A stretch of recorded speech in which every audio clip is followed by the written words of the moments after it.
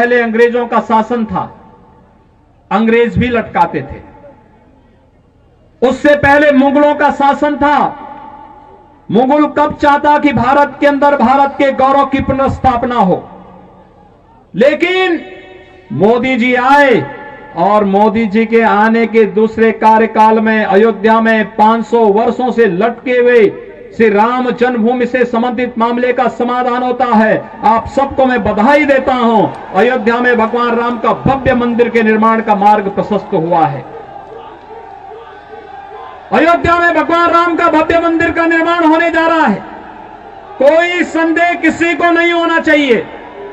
जरा याद करिए, अगर मोदी जी केंद्र में नहीं होते, उत्तर प्रदेश में मोदी जी के आह्वान पर भारतीय जनता पार्टी की सरकार नहीं बनती, तो ये जो धमकी देते थे कि 370 समाप्त करोगे, खून की नदियां बहेंगी, हम कहते थे यार कुछ नहीं होने वाला। ये लोग कहते थे राम मंदिर के मुद्दे पर अगर फैसला हुआ खून की नदियां बहेंगी। मैं कहता था देखो भाई, कुछ एक मच्छर भी नहीं मरने वाला है, कुछ नहीं होगा।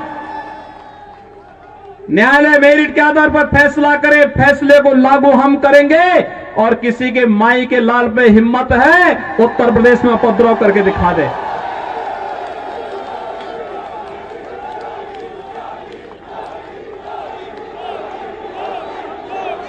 भाइयों बहनों, उत्तर प्रदेश, यहां दिल्ली के बहुत सारे लोग जाते होंगे हरिद्वार में कांवड़ यात्रा में।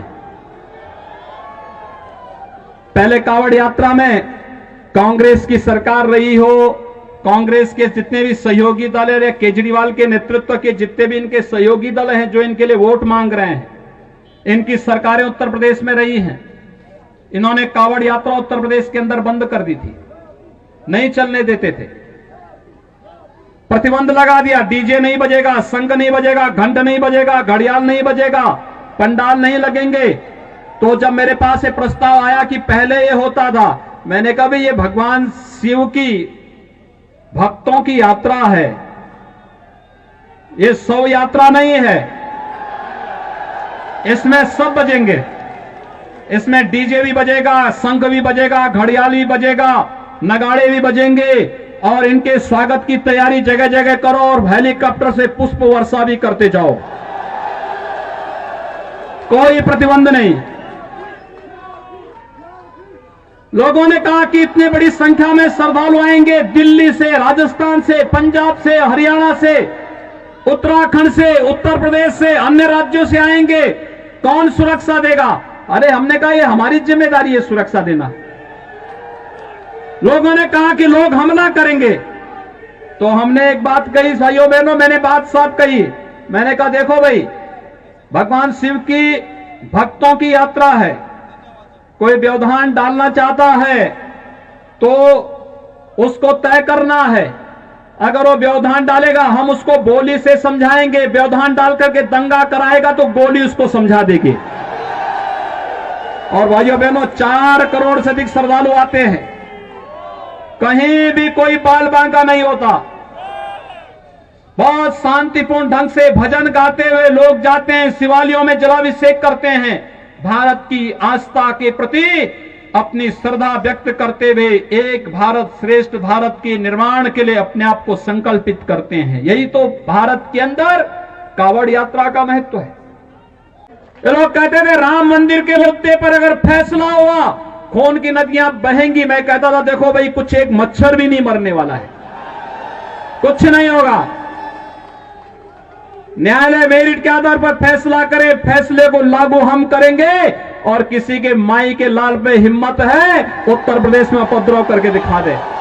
पहले कश्मीर में पत्थरबाज पत्थर फेंक करके पाकिस्तान का पैसा लेकर के भारत की संपत्ति को नुकसान पहुंचा करके उन्हें क्षतिग्रस्त करते थे, और कांग्रेस और केजरीवाल जैसे लोग उन पत्थरबाजों का समर्थन करते थे। लेकिन धारा 370 समाप्त हुई, पत्थरबाज हुए गायब, और पाकिस्तान परस्त आतंकवादी जो पहले भारत के अंदर आकर के जगह जगह विस्फोट करते थे, उन सबको यमलोकपुरी की यात्रा पर भेजना शुरू कर दिया हमारे सुरक्षा बलों के जवानों ने।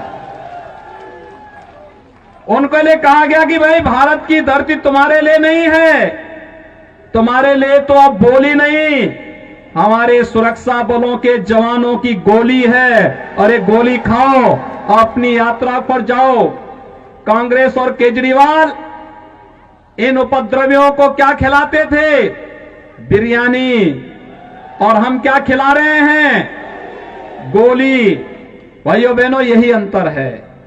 भारत माता के प्रति अगर इनके मन में सम्मान होता, आतंकवादियों के सामने, नक्सलवादियों के सामने घुटने नहीं टेकते, पाकिस्तान का खौफ खड़ा नहीं करते।